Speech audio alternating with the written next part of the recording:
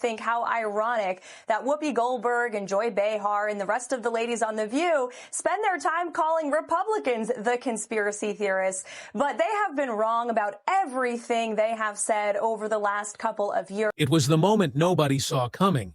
But once it happened, the entire country couldn't look away. Karoline Leavitt, standing tall under the blinding studio lights of The View, had one mission: expose the hypocrisy that had ruled daytime TV for too long. The cameras rolled, the hosts smiled tightly, and the audience buzzed with anticipation. What was supposed to be another gotcha moment turned into something they would never forget. Karoline entered the studio like a storm gathering on the horizon. Calm, poised, but packing the kind of thunder that could shake the walls. She wasn't here to play along, she was here to make history. As the show kicked off, Joy Behar tried to control the mood with a few sarcastic jokes, but Karoline didn't even blink. Her eyes locked in, her energy sharp as a blade. Then came Sunny Hostin, tossing a sly comment across the table like a poisoned dart. "Some people only get ahead because of their connections," she said, barely hiding her smirk. Karoline smiled, not sweetly, but with the calm patience of someone who already knew the ending to the story. She adjusted her microphone, leaned in, and prepared to speak her truth. "I'm glad you brought that up," Karoline said, her voice steady but cutting.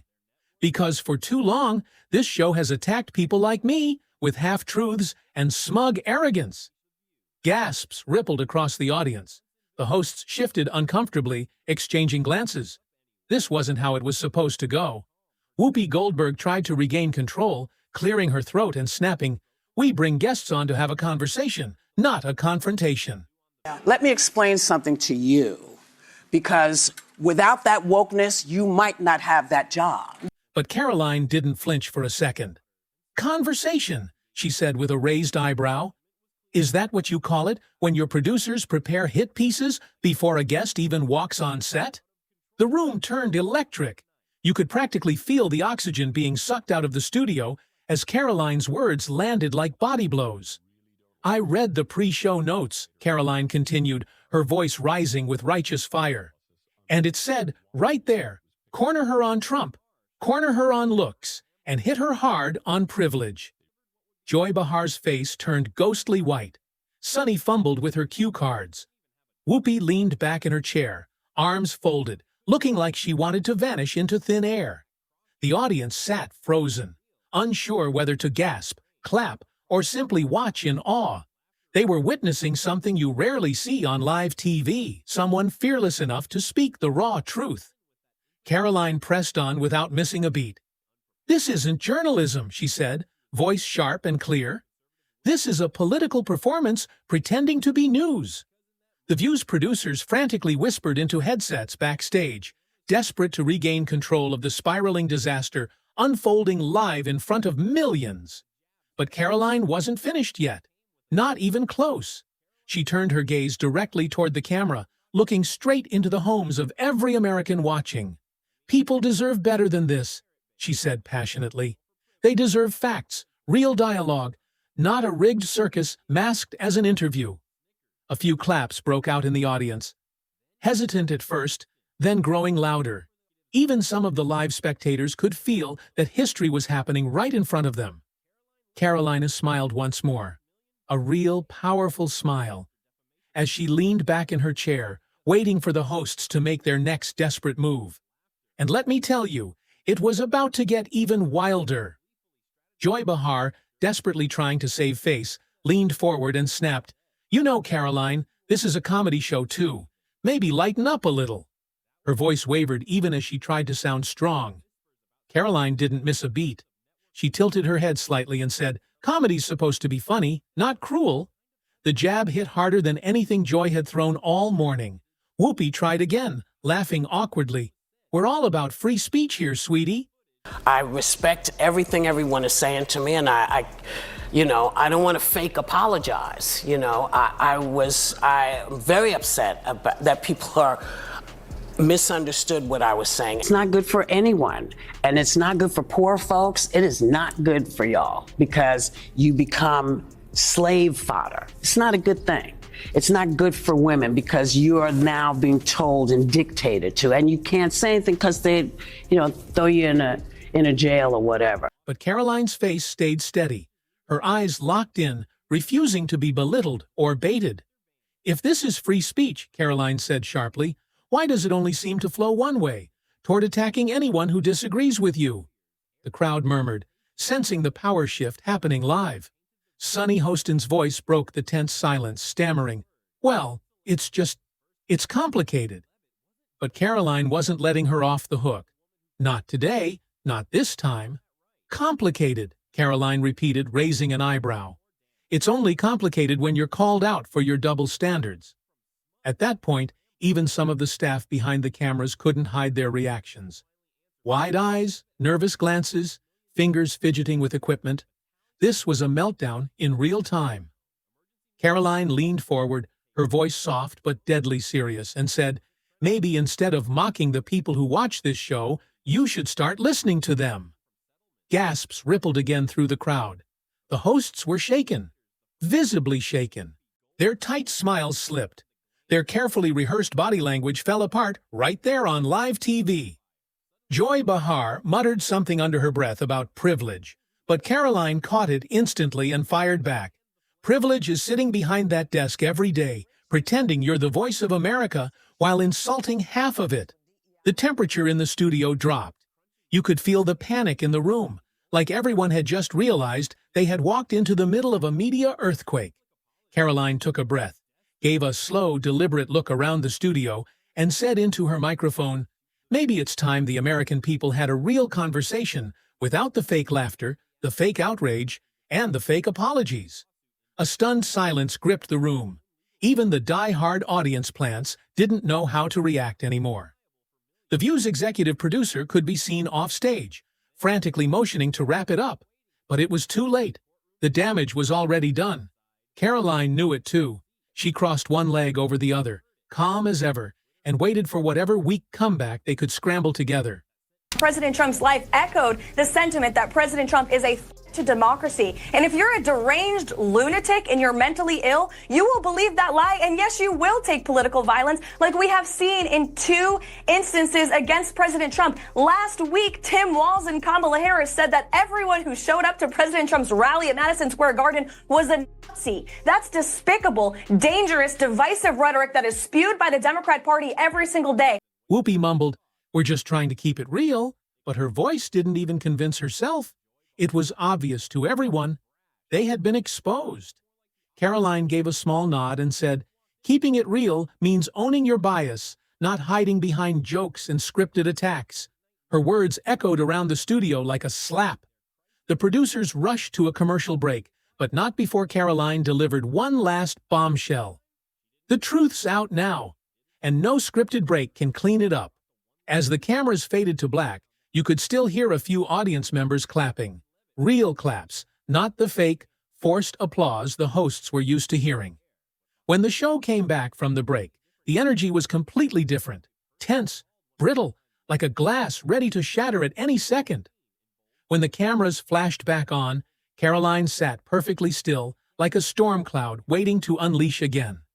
The hosts, though, looked rattled, their papers shuffled, their smiles thin and forced.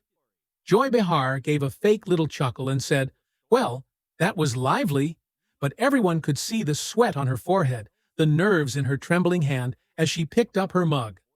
Karoline calmly folded her hands and gave the tiniest smile, the kind that said she wasn't fooled for a second. She knew they were bleeding credibility right there in front of millions.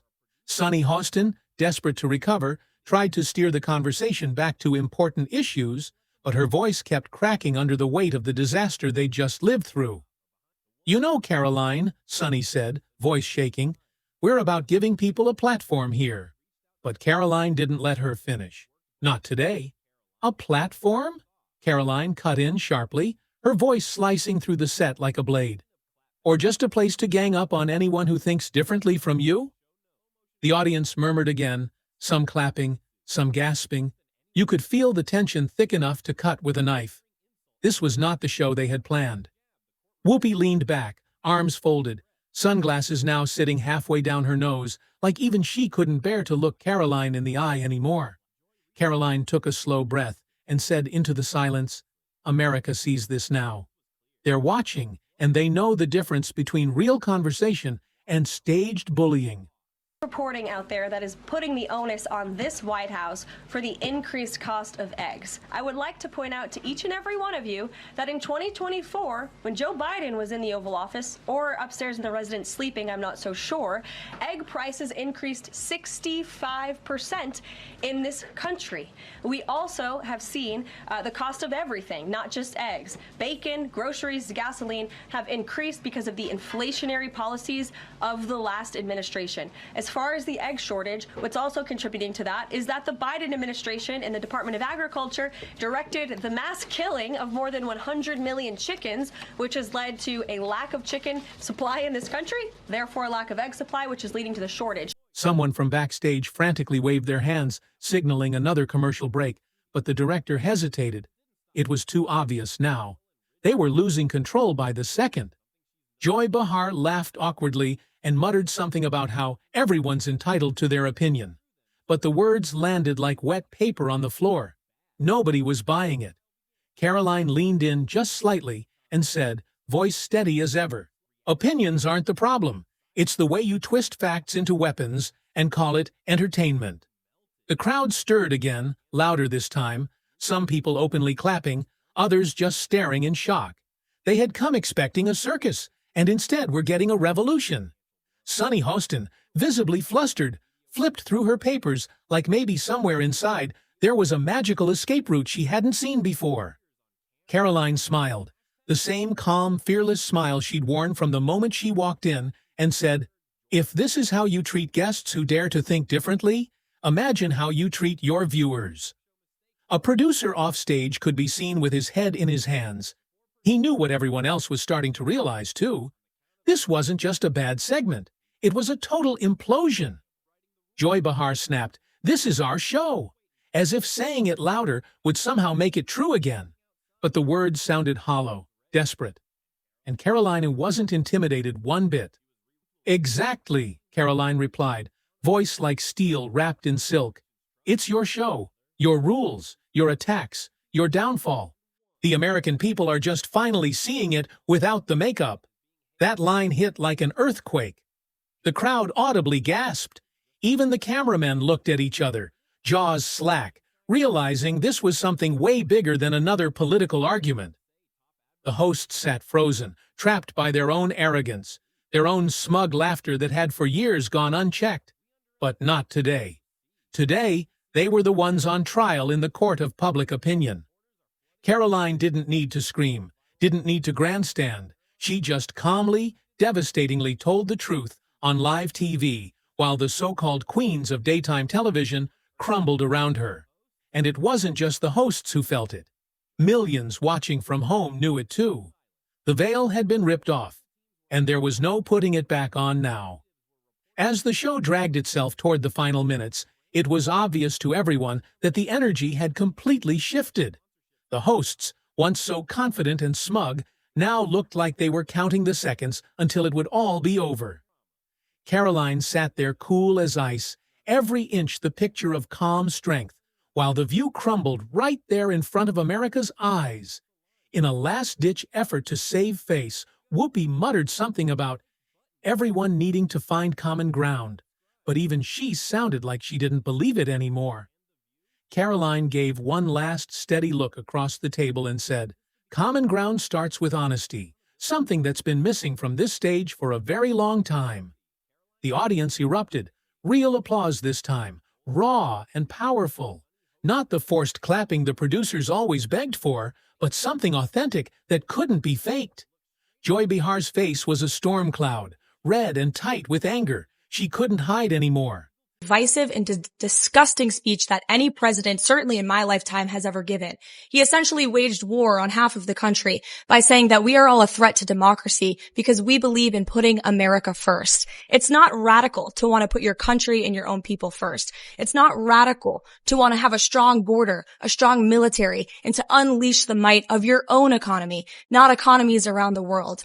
You know, we have seen cultural Marxism trickling its way through every institution in this country. The public school system, the higher education university system, Hollywood, big tech, the corrupt mainstream media that I fought against in President Trump's White House are indoctrinating my generation of Americans into hating our country, hating one another based on race and gender and sex and all of this other BS, quite frankly. Sunny Hostin busied herself with her papers, pretending not to hear the roaring claps filling the studio. Whoopi Goldberg simply stared at her hands, avoiding the cameras that had once been her kingdom, but now captured her silence like a defeat written across her face. When the music played to signal the end of the show, it sounded hollow, broken, like even the band didn't know how to react to what they had just witnessed. Karoline stood up gracefully, adjusting her jacket, and gave a slight nod to the crowd, a nod that said, "Thank you, but also watch what's coming next." The cameras caught her walking off the set, head high, as the hosts stayed frozen in their seats, unsure whether to run after her or hide under the table. Backstage, it was absolute chaos. Producers shouted into headsets, executives were on phones barking orders, PR teams typed statements at lightning speed, trying to spin the disaster they all knew they couldn't bury. Social media exploded instantly. Clips of Karoline's takedown were posted before the credits even finished rolling. Hashtags like "War Karoline Crushes," "The View," and "Saw Media Reckoning" trended within minutes. News outlets scrambled to keep up, headlines flashing across the internet like fire. Karoline Leavitt exposes The View's dark secrets live. View hosts humiliated in real time. A new star rises as daytime TV falls. Even celebrities chimed in, some cheering Karoline's bravery, others frantically trying to defend their crumbling friends on the panel. But it didn't matter anymore. The people had seen it with their own eyes, the fake smiles, the planned attacks, the desperate scrambling when finally called out by someone who refused to play their game. Inside ABC headquarters, emergency meetings ran all night. Top executives reportedly yelled across the boardroom about how this could happen, and more importantly, how they could survive it. There were rumors flying that major advertisers were pulling out, furious over the spectacle that had made The View a laughingstock instead of a safe corporate bet. Whispers about canceling the show altogether got louder. Some insiders even admitted off the record that they didn't know if The View would survive the year. And Karoline? She wasn't panicking. She was thriving. Her follower count exploded by the tens of thousands. Her name blazed across every news cycle, and her email inbox flooded with speaking offers. She didn't need a victory speech. She had delivered it live without ever raising her voice. Calm, controlled, unstoppable. She showed America that you don't need to shout to destroy a lie. You just need to walk into their world, tell the truth, and refuse to back down when the walls start shaking. As Karoline left the studio and stepped into the New York sunlight, the photographers swarmed her, flashes going off like fireworks, but she just smiled and kept walking. In that moment, it was clear to anyone paying attention. The old media world had just met its match, and her name was Karoline Leavitt. Because sometimes it only takes one voice refusing to stay silent to bring down a whole empire built on noise and fake laughter.